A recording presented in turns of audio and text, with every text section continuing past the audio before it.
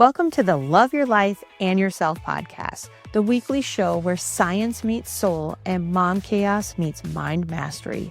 You're not just a mom.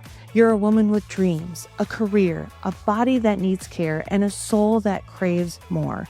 This podcast is your permission slip to stop surviving and start thriving in motherhood, health, career, and stress resilience. I'm your host, Dr. Ashley Rath, and every week we bring you actionable insights and transformative conversations to help you create a life you truly love. From evidence-based wellness strategies to authentic self-discovery, we'll explore what it takes to thrive through expert interviews and real unfiltered stories. Let's dive into today's episode. Welcome back. Today, we have 10 biohacks that actually work. And these are my real life experiences.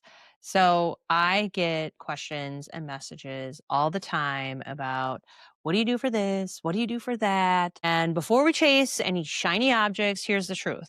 The most powerful biohacks are boring, consistent, unsexy, yet wildly effective. So today I'm going to share with you what I actually use and how I actually use them and what to avoid so you can stop guessing and actually start feeling better this week. So welcome back to the show where we cut through the clutter and get real about practical wellness. So for the first things, each biohack, what you're going to get today is what it is, how I do it, how it works, and things you could possibly try this week to put it in action. Also, maybe some common mistakes that you may see with it. So the first one is red light therapy. So I use red light therapy for a couple different things. So I use them personally for my skin and any sort of aches and pains that I'm having or muscle soreness after working out, etc. I also use it a lot on my children. Coughs, colds, sore throats. Essentially, I'm putting it directly on the skin. Why it works is these near infrared wavelengths really support the cellular energy. So this mitochondria function. The mitochondria is the power of the cell. So this can help stimulate collagen and really help to just get the cell to heal faster and work better. And the mitochondria is that energy. So if you can support that, your body is going to recover and heal quickly. So you can do this. You can do red light therapy very frequent. If you do it on your skin, I know some people that do it both morning and evenings. Other times for like maybe colds, coughs, illnesses, once a day. Sometimes you can do it twice a day. It's totally up to you. What you can do is what I would recommend you doing is actually start tracking how you feel before and after. So I have definitely noticed a difference in my skin with red light therapy, and also my children's kind of coughs or colds, they tend to heal much quicker. I do notice differences within muscle tightnesses. Some people use it for period cramps too, or like the discomfort you get in your period. So that's a really great idea to change. I have used that too, which definitely helps. I don't know if it's the heat. If you are interested, I will put my Loom Light, that's what I use, link in the show notes. And sometimes they run some really, really awesome specials, which I actually think they have one coming up. All right, number 2, infrared sauna. This is my detox sanctuary. So normally when I do the sauna, in the summertime, I don't do it a lot. In the wintertime, I try to do it 1 to 3 times a week. This is also like my guilty pleasure of when I sometimes will scroll because it's very distracting, especially if I'm in there for a longer time. The science really says like a half hour at top heat. If I don't remember to turn my infrared sauna on as it heats up, I'll stay in there for a longer period. And when I get really hot, my brain is telling me to get out, get out, get out, get out. So this is my real time where I get to watch funny TikTok videos. Or I read sometimes, or I just sit in silence. Hopefully the kids aren't waking up. Normally I do this at night because you're super sweaty and you got to shower afterwards. So this heat exposure improves circulation, supports recovery. It sweats, so it's a big detox, which is fantastic. And really, it has just a boatload of benefits. One session at a time at a low temp if you're not used to it. So I would recommend that. And make sure, one of the pitfalls is obviously like you can overheat. So make sure you're hydrated. If you need to get out, get out. And then as you do it more, you'll be able to sit in there more frequently. But it's incredible for improved circulation, improved recovery. If you have any muscle aches or pains, it helps with that. It helps to detox, it helps calm the nervous system. And really, consistency is key for this. All of them are. You actually have to do it to reap the benefits. Number three, cold therapy. I did this a lot last winter as I had an outdoor one. This winter, I am getting an inside one. I haven't decided on which one I'm going. So if you guys have any recommendations for specific cold plunges or ice baths, they're called a couple different things, cold immersion therapy, let me know. I am all ears of which one I am going to purchase. I told my husband I want that for my birthday, which is coming up here in November. So um, how I use it. So normally I try to do a minimum of 90 seconds up to 2 minutes. So 90 seconds to 2 minutes, so 120 seconds. And why it works, this cold exposure can increase alertness, improve recovery. It can increase cortisol. So if you have like flatline cortisol, especially in the morning, it helps to build your cortisol and raise it so you actually have energy throughout the day. It can help with weight loss. It helps build stress resiliency. It can actually help you do work on your breath work because you may have to breathe through it since it is a stressor to the body. And so if you don't have a cold plunge or are absolutely not interested in doing it, what I would recommend is taking a bowl of ice water and you actually just plunge your head in that for 10 seconds, come up, get some air, and do it again. And you do it 3 times. And then that will have very similar effects as well. Pitfalls? Well, it's not fun. Honestly, I have never wanted to do an ice plunge. I feel amazing afterwards. I have more energy. I have more mental clarity. I feel like I like just did a workout. Like it just feels so good afterwards. But getting in, it is not that fun. But I do it anyway because I know the benefits.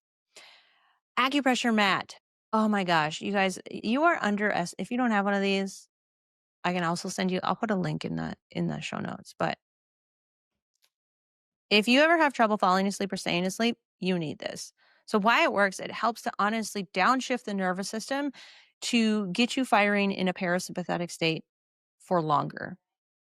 So if you have a busy brain, I will lay on it at night in my bed before I go to sleep, and it will put me to sleep. You're not supposed to sleep on them, but a lot of times I'll fall asleep and then I'll kind of wake up and throw it on the floor. It will it will help you drastically shift from that sympathetic fight or flight mode into that parasympathetic state. It helps to regulate the nervous system. It helps to increase your stress resilience. And people report falling asleep a lot faster. Plus, their brain isn't so busy. A lot of times we have trouble turning off our brain. And so, if this is you, I highly recommend getting an acupressure mat. Plus, it will help regulate your nervous system, which will absolutely help your overall health. Again, this one's kind of like an ice bath. It's not really that fun when you first lay on it, but after you breathe through it, it takes about 30 seconds for you to kind of breathe through that initial, like, I want everything in my body is telling me to get off this mat because it's pokes your back.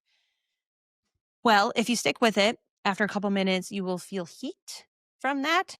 And then the relaxation will really start to set in. Even my husband does this one. I'm a little cuckoo, I know, but he is like, huh, where's that mat? It works. Number 5, sacred sleep. I know. You're like, this one's boring. Yes, I get it. But this is a non negotiable for me. I protect it, and you should too. We underestimate how much sleep plays a role in our overall health. So if you truly want to biohack your system, get some good sleep. If you are not getting good sleep, try doing some of these other hacks to get it. Sleep is the master switch for your hormones, your appetite, weight loss, your mood, healing. It affects all functions of the body. And so you need to choose this as a guardrail. So no screens 60 minutes before bed or set a bedtime alarm. If you need blackout curtains, cool rooms. My husband hates when it's hot out because our old farmhouse gets really warm. And now that it's getting cooler here in Minnesota, he's sleeping so much better. So create a cool room. absolutely helps. Consistent lights out and devices in the room, turn them off, get them out. Magnesium can also help at night for you to sleep. Pitfalls, sometimes catching up on weekends or having a very challenging schedule where you aren't able to fall asleep and wake up at a similar time within about an hour frame, that can really, really affect that circadian rhythm. Caffeine after lunch, that can have a big impact. And then, of course, scrolling. Get off your screens. It'll help. I'm telling you. If you want to biohack your system, do that. Number 6, vitamin D3 plus K2. Again, this is a sunshine. This is an essential supplement that most of us need, especially if you live in the tundra of Minnesota, where I am at, or anywhere not near the equator, especially in the Minnesota winters or winters in general. So D3 and K2 really are they act like, they call it the sunshine stack. So why it works is D plays a role in the immune function, mood, metabolic health, and K2 complements and helps D3 be absorbed for bone and vascular health. So it's really important that you have the K with the D3. If you don't know how much to take, you can always get your levels tested. I've never actually seen someone too high. I know it can happen. I've heard of it happening, but most of us are needing far more than what the regulations or recommendations are because we are so low. Number 7, intermittent fasting. Oh my gosh, there are whole books on number 7 of what to do, how long to do it, et cetera, et cetera. So I have done everything from I would say your shortest intermittent fasting of what I would say like 12 hours to 16 hours to 24-hour fast to 36-hour fast. And my longest fast has been a 52-hour. My next one is going to be a 3-day, so 72-hour. But fasting is incredible. So these fewer feeding windows help stabilize the glucose, reduce decision fatigue, and really improve appetite awareness. It helps to regulate blood sugar. And then when you get into those longer fasts, after that like 36-hour mark, what happens is your body actually starts cleaning up oxidative stress, so all the bad stuff, and your cells can function much, much higher. So it kind of cleans all the garbage out in those longer fasts. But if you've never done one, start with what we call a 16-8. So 16 hours fasting, 8 hours eating. So you don't even have to reduce your caloric intake. You can still eat the same number of calories. You just eat them in a smaller window. And it really does help to stabilize blood sugar. I've seen massive weight changes with just intermittent fasting. Sometimes this can be a little bit of a mind game. However, uh, a lot of it is you actually will have more mental clarity in it. People think, oh, I could never do that.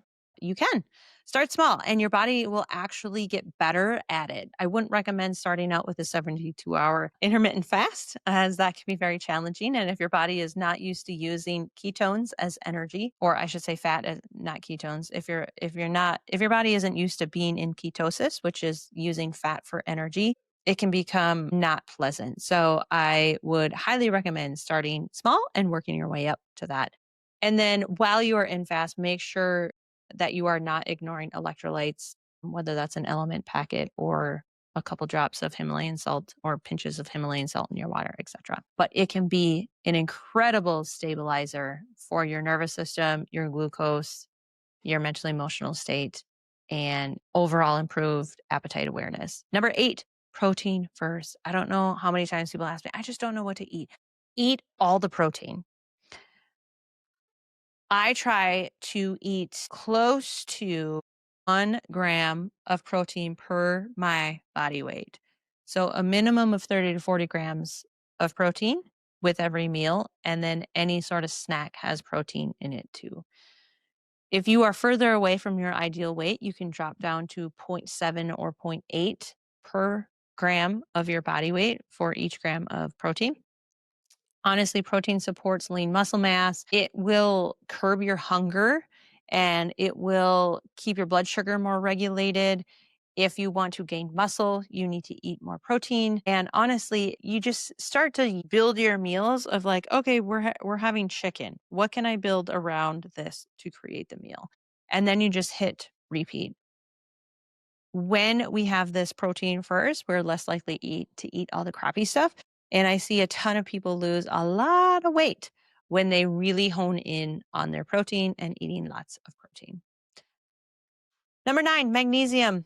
I use magnesium in a couple different ways. I use magnesium lotion, especially after workouts if I'm really sore. And I also use magnesium glycinate orally. Again, I need that more post workouts, or if I'm having any sort of sleep issues or tight muscles, things of it can also magnesium citrate can actually help with constipation too. So if that's you, there's many different types of magnesium: threonate, glycinate, citrate. Why it works, each magnesium is a little bit different, but really supports relaxation, sleep quality, muscle function.